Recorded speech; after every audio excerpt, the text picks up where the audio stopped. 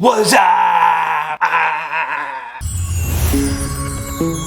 Do you ever remember those commercials? Love it or hate it, Budweiser is Americana. And the feature of our video this week, first national beer brand, they really opened and paved the way for a lot of breweries to bring their product direct to you where it was never possible in the past. We are featuring here the limited edition Budweiser lager beer Folds of Honor can for the 4th of July. So they are a big partnership with the military and first responders. So they've raised over $33 million for Folds of Honor. They're partnered with Tunnels to Tower and just a lot of great organizations. This is America's first national beer brand. Not the oldest brewery. That would be who? Yuengling. Whoever put Yuengling in the comments, give yourself a thumbs up. I'm going to pour this out here. So some of the other cool things, Budweiser is the first to use pasteurization even before milk. You know, back in 1876. Amazing. So Louis Pasteur created pasteurization because beer and wine were going bad. So I'll drink to that. This Budweiser looks very golden. I poured it a little quickly so it has a lot more foamy of a head than it usually would have, but right now it looks good, right? I'll let this settle down here for a little minute. Smells like Budweiser. What does that mean? You know what that means. If you've ever been to a sporting event, love it or hate it, you've drank a Budweiser.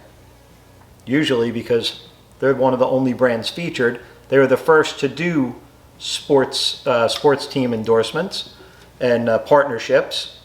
So this Bud's for you. Let's have our entry-level sip here. We know what it tastes like, but we're going to pretend like we don't for a moment. There's a very cereal scent to it. Not much else going on. I'm not smelling anything in the hops category. I'm not smelling any malt. It's a very clean scent.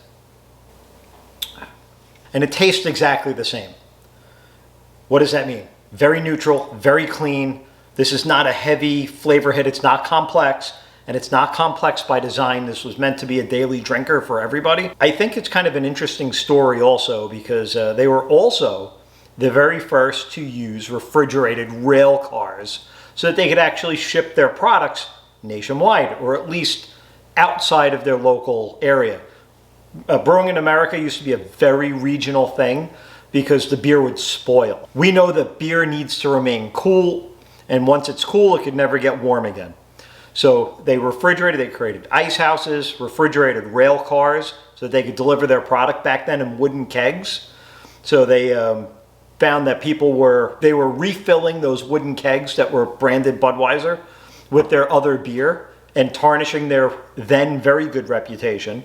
Now, you know, it is what it is. But back then, they decided they had to create a bottling plant and a canning plant. So they're the first ones to do that, to create a huge, massive, automated bottling system so that they could protect the beer that they put inside here, which is a riff on a Czechoslovakian beer that you may know as Budweiser Boulevard, which was the original Budweiser. Bud sued them, took the name.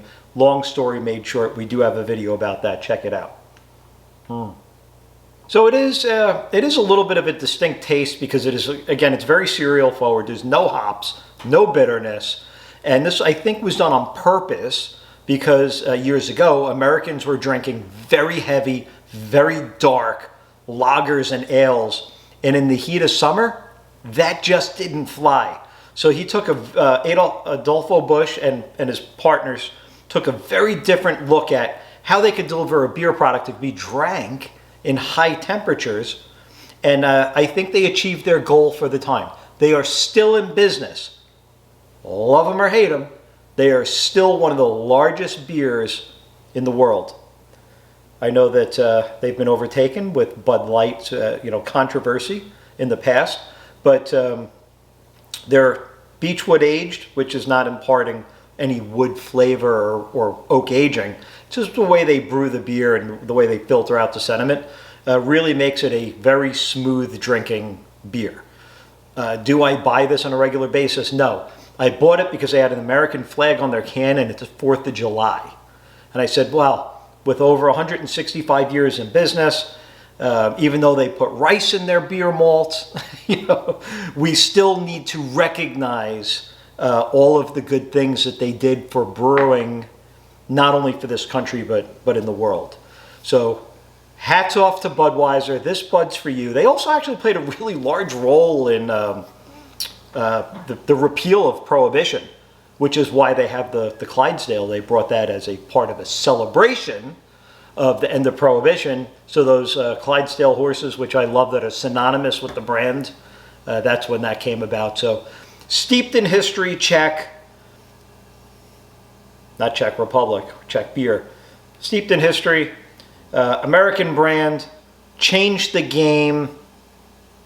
The beer, I could use a little bit of different, this is not my go-to, but today it is.